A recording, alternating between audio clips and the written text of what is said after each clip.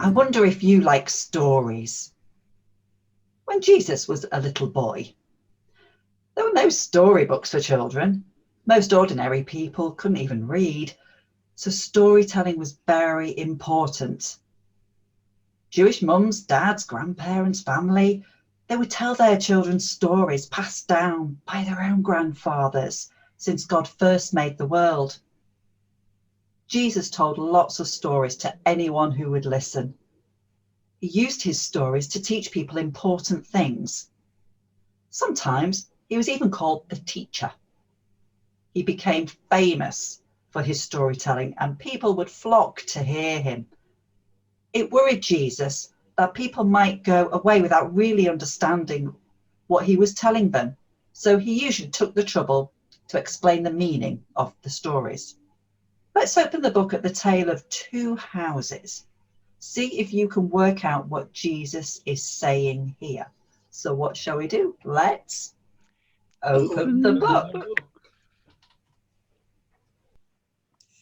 A Tale of Two Houses. Two men decided to build a house, one each. They looked around God's beautiful land to find the best spot. The houses needed to be near water and fertile ground, so that the men and their families could grow crops and vegetables and graze their cattle and sheep. Both men thought it would be a good idea to have a really beautiful view, so that when the day's work was done, they could sit outside, relaxing with their wives, and enjoy all that God had provided for them. The men. Let's call this one Sam, and let's call this one Ben.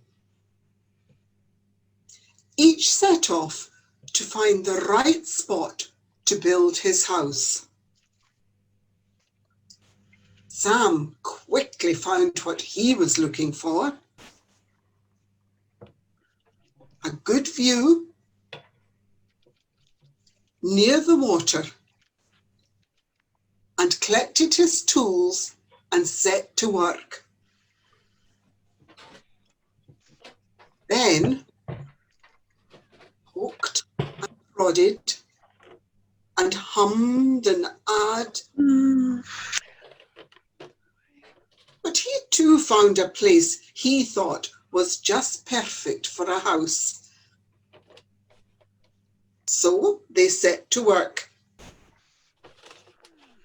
Sam worked quickly and had the walls half up before Ben had made his first clay brick. All Ben had done was to dig a big, shallow pit. As summer approached, Sam said, "Get a wiggle on, mate. At this rate, you won't have your roof on by autumn." Ben said nothing. He stared at Sam's house and went back to work on his pit.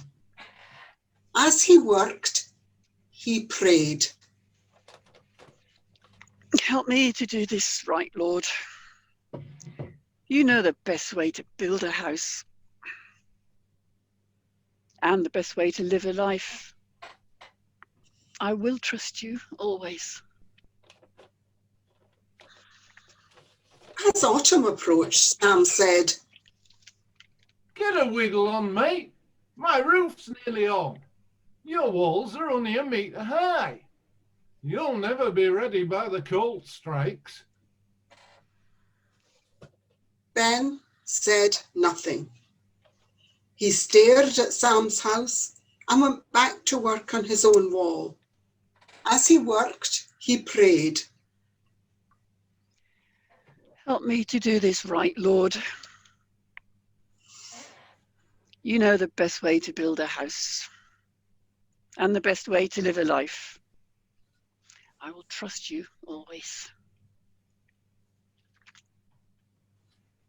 As winter approached, Sam said, Get a wiggle on, mate. Bit late for putting your roof on. My house is finished. We're moving in tomorrow. Oh, we'll be as snug as a bug in a rug. You'll never be ready by winter.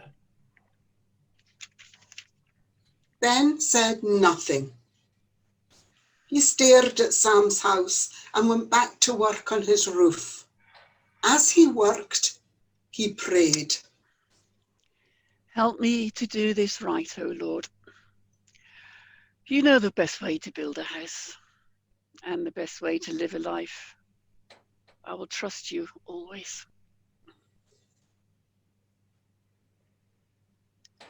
Ben finished his house just before the winter storm started. Torrential rains began, and the winds blew, and soon the river rose.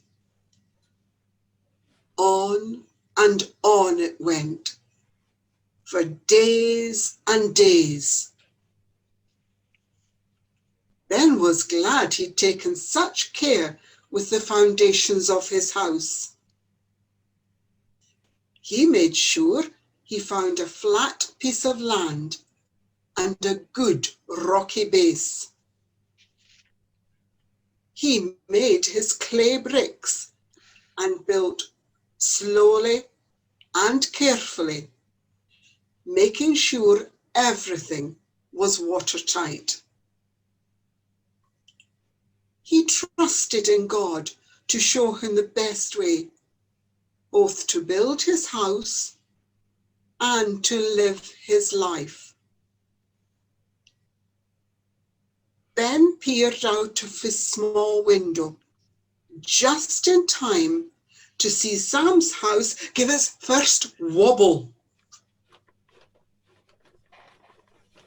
The ground it was built on seemed to be disappearing into the river. He stared at Sam's house as it swayed and lurched and fell to pieces with a loud crash.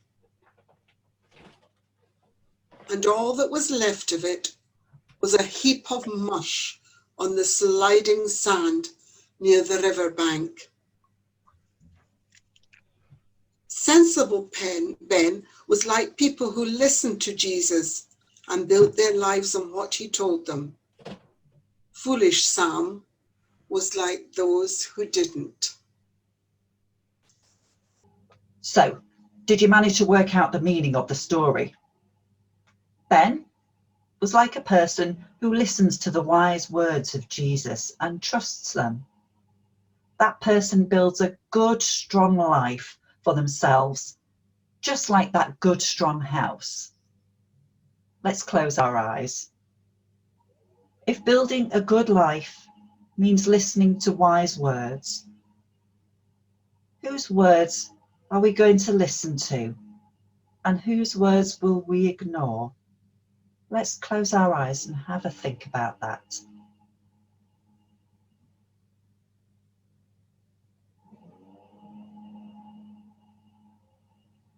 Now I'm going to say a prayer, and if you want to make it your prayer, say Amen at the end after me.